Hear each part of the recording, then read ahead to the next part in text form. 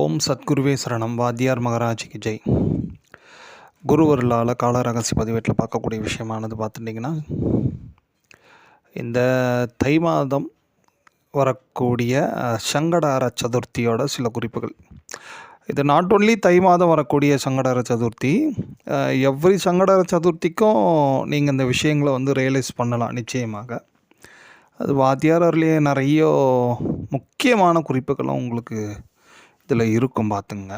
அதன்படி நீங்கள் பார்த்துட்டிங்கன்னா, சங்கடம் அர சதுர்த்தி, அதாவது சங்கடம் மீன்ஸ் எல்லாருக்கும் தெரிஞ்சது தான். ஏன்னா யாருக்குமே சங்கடம்னா எனக்கு ஒன்றுமே தெரியாதுப்பா அப்படின்ட்டு சொல்கிற ஒரு ஜீவனையும் நம்ம மனித பிறவியை நம்ம பார்க்குறது மிக மிக அரிது.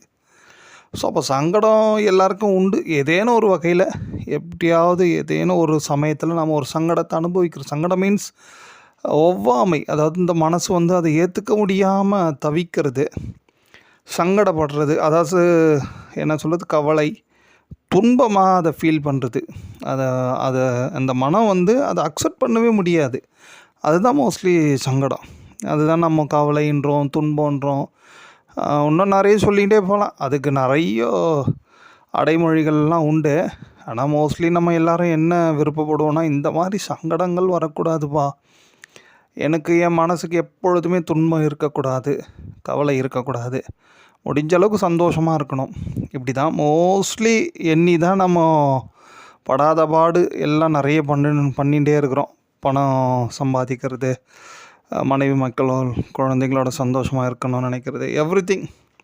பட் ஆனால் நம்ம எல்லாராலையும் அந்த மாதிரி சங்கடங்கள் இல்லாமல் இருக்க முடியுமா பார்த்திங்கன்னா, கண்டிப்பாக இருப்பது ரொம்ப கஷ்டம்.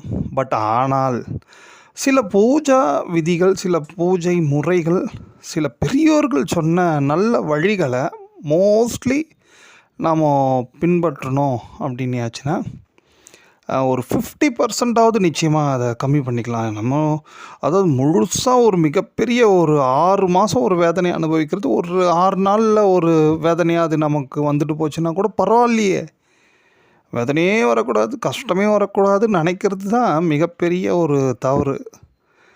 ஏன் அப்படி தவறுன்றோம் வச்சிங்களேன், நம்ம செயல்ன்ட்டு ஒன்று செய்யும் பொழுது கர்மா அங்கேயே ஸ்டார்ட் ஆகிடுது. அந்த கர்மாவில் நல்வினை தீவினை ரெண்டுமே அதை ஃபாலோ பண்ணிகிட்டே இருக்கோம். நமக்கு தெரியாது, நம்மளால் ரியலைஸ் பண்ண முடியாது. சித்தர்கள், பெரியவங்க, வாத்தியார் மாதிரி ஞானிகள், மகான்கள் மட்டும்தான் ரியலைஸ் பண்ணிட்டு வாழ்வாங்க.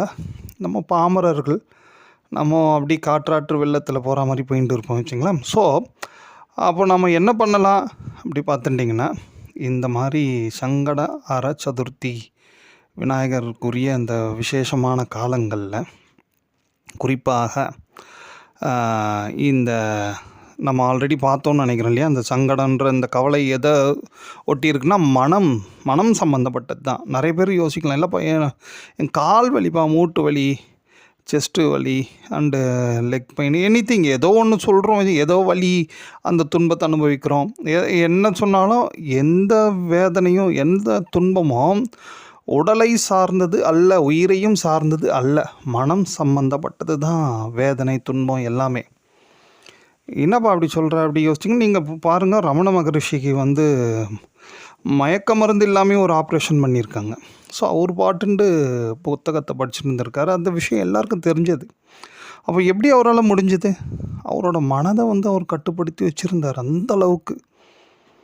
அது மட்டும் இல்லை, நீங்கள் இந்த கோமான்ட்டு சொல்லக்கூடிய நிலையில் இருக்கக்கூடியவங்கள பேஷண்ட்ஸ், அவங்க உடலில் நீங்கள் என்ன ஏதேனும் ஒரு துன்பம், அதாவது ஒரு ஊசியை வச்சு குத்துறதோ சம்திங் என்ன நீங்கள் பண்ணாலும் அவங்க அதை ஃபீல் பண்ண மாட்டாங்க இல்லையா. இப்போ நம்மள மாதிரி ஆளுங்களை சாதாரணமாக ஒரு சின்ன முள்ளுக்கு அப்பான்ட்டு கத்துறோம். ஸோ அப்போது உடல் சார்ந்ததோ உயிர் சார்ந்ததோ அல்ல, இந்த வேதனை, துன்பம், சங்கடம் எல்லாமே மனம் சார்ந்தது தான். ஸோ அப்போ மனம் வலிமையாக இருக்கணும், மனம் தெளிவாக இருக்கணும். ஃபஸ்ட் ஆஃப் ஆல் இதுதான் ரொம்ப ரொம்ப இம்பார்ட்டன்ட். மனம் தெளிவாக இருக்கணும். நிறைய மெடிடேஷன் பண்ணணுமா, நிறைய என்னென்ன பண்ணணும் அப்படின்ட்டு யோசித்தாலும் மனம் தெளிவாக இருக்கணும்னா சில குறிப்பிட்ட காலங்களில் உத்தமமான மகான்கள், சித்தர்கள் அருளிய சில பூஜைகளை தொடர்ந்து நாம் கடைப்பிடிச்சிட்டே வந்தோம்னா நிச்சயமாக அது நாளடைவில் இந்த மனமானது தெளிவுக்கு வந்துடும். மனம் தெளிவடைஞ்சால் அது சுத்தமாக இருக்கும். மனம் சுத்தமாக இருக்கிறவங்களுக்கு எந்த கவலையுமே மோஸ்ட்லி இருக்காது.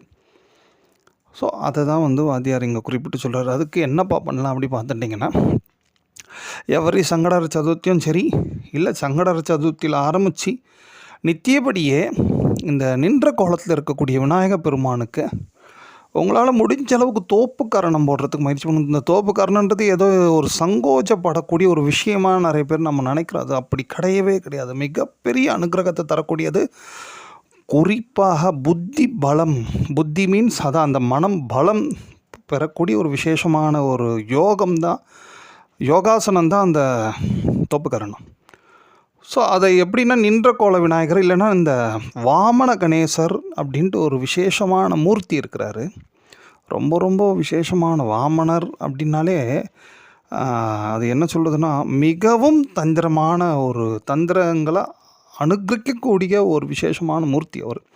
ஸோ அவர் நம்ம அகஸ்திய விஜயம் கேந்திராலயிலும் இன்னும் அந்த சிலை விநாயக பெருமானோட சிலை வந்து கிடச்சிட்டு இருந்தது. பட் இப்போ அது இருக்குதா என்னன்னு தெரியல. நீங்கள் ஒன்றா கூட நெட்டில் போட்டு சர்ச் பண்ணுங்க, அகஸ்திய விஜயம் கேந்திராலயா இந்த மாதிரி வாமன பிள்ளையார் இருக்காரா அப்படின்ட்டு. அப்படி இல்லைனா கூட உங்களுக்கு தெரிஞ்ச நல்ல ஓரளவுக்கு அது கரெக்டாக இருக்கணும். அந்த சிலைனா அதுக்கு சில லட்சணங்கள்லாம் உண்டு. அதன் மாதிரி அது இருந்ததுன்னா அந்த சிலை வச்சுட்டு பண்ணலாம். அப்படி இல்லைனா கூட நீங்கள் கோயிலில் கண்டிப்பாக கோஷ்டத்தில் வந்து நின்ற கோலத்தில் விநாயகர் இருப்பார். அவருக்கு வந்து நீங்கள் நித்தியப்படி, அதுவும் குறிப்பாக குழந்தைங்கள் மாணவர்கள் கண்டிப்பாக வந்து எப்போல்லாம் கோயிலுக்கு போக முடியுமோ இந்த மாதிரி நீங்கள் தோப்புக்காரனா அந்த நின்ற கோல விநாயகருக்கு போட சொல்லுங்கப்பா. ரொம்ப ரொம்ப விசேஷம். வாமன கணேசா யோக பலம் தான் வந்தித சரணம் அப்படின்ட்டு ஒரு சின்ன வரிகள் தான் இதெல்லாம். இது உங்களுக்கு இதோட டீட்டெயில்ஸ் எல்லாம் கூட ஒரு உங்களுக்கு ஃபோட்டோஸாக வீடியோவில் வரும், பார்த்துங்க. ரொம்ப பெரிய அனுகிரகங்க அது. இந்த மாதிரி குழந்தைங்க சொல்லிகிட்டே தோப்புக்காரனம் சின்ன வயசுலேருந்தே போடுறதுனால அவங்க மனசு வந்து முதல்ல சஞ்சலம் படாது. இந்த தேவையில்லாத விஷயங்களில் மனம் வந்து சிதறி ஓடாது. கண்டிப்பாக இன்றைக்கி ரொம்ப ரொம்ப தேவையான ஒரு விஷயங்க. பொதுவாகவே இப்போ இந்த கலியில் ரொம்ப தேவை. அதுலேயும் குறிப்பாக இப்போ அட் ப்ரெசன்ட் ரொம்ப தேவை. இப்போ நம்ம சொல்கிறோம் பாருங்களேன், இந்த February 5 சங்கடஹர சதுர்த்தி அன்றைக்கி சுக்கிர பகவான் பயிற்சி ஆகி கும்பத்துக்கு போயிடுறாரு. இந்த நவகிரகங்களோட ஸ்டேட்டஸ் இப்போ எப்படி இருக்குது அந்த கோச்சாரம் அப்படி பார்த்துட்டிங்கன்னா, சுக்கிர பகவான் ராகு பகவானோடு சேர்றாரு. பொதுவாகவே இந்த சேர்க்கையானது அவ்வளவு சிறப்பு கிடையாது ஜோதிடத்தில். ஏன்னா இந்த ஒழுக்கம் சம்பந்தப்பட்ட குறைபாடுகள் ஏற்படக்கூடிய ஒரு சேர்க்கை தான் அந்த ராகு பகவான் சுக்கிர பகவான் சேர்க்கை. அதில் இன்னொரு பெரிய நமக்கு ஒரு வேதனையான விஷயம் அப்படின்ட்டு எடுத்துட்டா, இந்த குரு பகவான் பார்க்குறாரு. எப்பயுமே குரு பகவான் பார்த்தா கோடி நன்மை, எவ்ரி திங்ஸ் ஓகே. பட் ஆனால் அவர் வக்ர குருவாக பார்த்துட்டாருன்னா அது மிகப்பெரிய என்ன சொல்கிறது, தீய பலன்களை தான் தந்துடும். அதன்படி குரு பகவானும் தன்னோட வக்ர பார்வையை வந்து அந்த வீட்டில் கும்பத்தில் செலுத்துகிறாரு. ஸோ இந்த காலகட்டம் எப்படி இருக்குது அப்படி பார்த்தாச்சுன்னா, இந்த காலகட்டத்தில் பொதுவாகவே இந்த பெற்றோர்கள் குழந்தைங்களெல்லாம் நல்ல முறையில் நெற்றியில் அந்த சின்னங்கள் அவங்கவுங்க முறைப்படி நல்ல விபூதி, குங்குமம், சம்திங் ஏதோ ஒன்று, ரொம்ப அதுக்காக ஏன்பா ஸ்கூலுக்கு போய் ரொம்ப பட்டையெல்லாம் வச்சுன்னு போக முடியுமா அப்படின்ட்டுலாம் கூட நீங்கள் யோசிக்க வேண்டாம். முடிஞ்ச அளவுக்கு ஒரு சந்தனமாவது, சின்ன குங்குமம், விபூதி இதெல்லாம் நிச்சயமாக ஆண் பெண் 2 பேருக்குமே நீங்கள் அதை வைக்கிறது பழக்கப்படுத்துங்க. உடைகள்லேயும் நீங்கள் மோஸ்ட்லி இந்த காலகட்டம் அடுத்து ஒரு மாதம் வச்சிங்களேன், சுக்கிர பகவான் அதை கிராஸ் பண்ணுற வரைக்கும் ராகு பகவானை கண்டிப்பாக கொஞ்சம் ஒரு நம்ம எந்த அளவுக்கு இருக்கிறோமோ அது உத்தமமாக இருக்கும். ஸோ அதனால தான் இந்த காலகட்டத்தில் இப்படி ஒரு வாமன கணேசரோட மந்திரத்தையும் வாமன கணேசரோட பூஜையும் உங்களுக்கு வாத்தியாரோட அருளால் இந்த சங்கடஹர சதுர்த்தியில் உங்களுக்கு சொல்கிறோம். ஸோ நீங்கள் இந்த மாதிரி சொல்லி விநாயகர் பெருமானுக்கு தோப்புக்கரணம் போடுறது, இது நாட் ஒன்லி குட்டி பசங்க தான், ஸ்டூடெண்ட்ஸ் தான் இல்லை, பெரியவங்களும் பண்ணலாம். ஏன்னா ஒரு கிரக சஞ்சாரம் நடக்குதுன்னா அது ஒட்டுமொத்த பிரபஞ்சத்துக்கே, அதாவது நம்ம கேலக்சிக்கு நிச்சயமாக அது வந்து அதோட பிரதிபலிப்பு, அதோட தாக்கங்கள் ஏற்பட்டே தீரும். அது நம்ம ஒத்துண்டாலும் ஒத்துக்கலனாலும். ஸோ அந்த மாதிரி இப்போது இருக்குது இந்த சிச்சுவேஷன். அதனால் எல்லாருமே தோப்புக்கரணம் போடுறதுக்கு முயற்சி பண்ணலாம் முடிஞ்ச அளவுக்கு. ஆனால் ஓரளவுக்காவது முறையாக தோப்புக்கரணம் போட்டுருங்க. ஏன்னா ஒரு சிலர்லாம் தலையை மட்டும் குனிஞ்சி எடுப்பாங்க தோப்புக்கரணன்ட்டு காதை பிடிச்சிட்டு. அப்புறம் ஒரு சிலர் ஜாப்பனீஸில் வணக்கம் சொல்கிறாங்க பாருங்களேன், அப்படி முதுகு மட்டும் வளைச்சி எழுந்துக்கிறது. அப்படியெல்லாம் இல்ல. ஓரளவுக்காவது முடியும். அதாவது ரொம்ப வயோதிகர்கள் வந்து நிச்சயமா சிரமப்பட வேண்டாம். முடிஞ்ச அளவு ஏன்னா வயோதிகர்களுக்கு ரொம்பலாம் மன சஞ்சலப்பட்டு ஒண்ணும் ஆக போறதில்ல. அதனால இந்த யங்ஸ்டர்ஸ்லேருந்து கொஞ்சம் மிடில் ஏஜில இருக்கிற வரைக்கும் அவங்களுக்காவது இந்த இந்த யோகத்த வந்து நிச்சயமா நீங்க பண்ணுங்க. அந்த மந்திரம் சொல்லி, நிச்சயமா அது ஒரு நல்ல பலன்கள குடுக்கும். கு அ என்ன சொல்றதுன்னா, இப்போ இருக்க இந்த காலகட்டம் கொஞ்சம் கவனமா இருக்கிறது ரொம்ப உத்தமம். அதுக்கு இந்த வாமன பிள்ளையாரோட வழிபாடு ரொம்ப ரொம்ப உத்தமம். அத வந்து எல்லாருமே நிச்சயமா குறிப்பா ஸ்டூடண்ட்ஸ் மட்டும் இல்ல, எல்லாருமே பண்ணுறதுக்கு முயற்சி பண்ணுங்க. ஏன்னா, இந்த மனச வந்து நம்ம தெளிவாகவும், அது கலங்க இல்லாமலும் நம்ம வச்சுட்டோம் வச்சுங்களேன், மோஸ்ட்லி வந்து நெறைய கவலைகள வந்து நாம ஸ்கிப் பண்ணிடலாம். அதுக்கு தான் இந்த மாரி ஒரு விஷயத்த குருவர்களால உங்களுக்கு சொல்றோம். ஏன்னா, எல்லாருமே சங்கடங்கள் இல்லாம இருப்பதற்கு தானே முயற்சி பண்ணிட்டு இருக்கோம். அதுக்கு இந்த சங்கட சதுர்த்தி நிச்சயமா ஒரு பேருதவியா இருக்கும் குருவர்களால. ஓம்.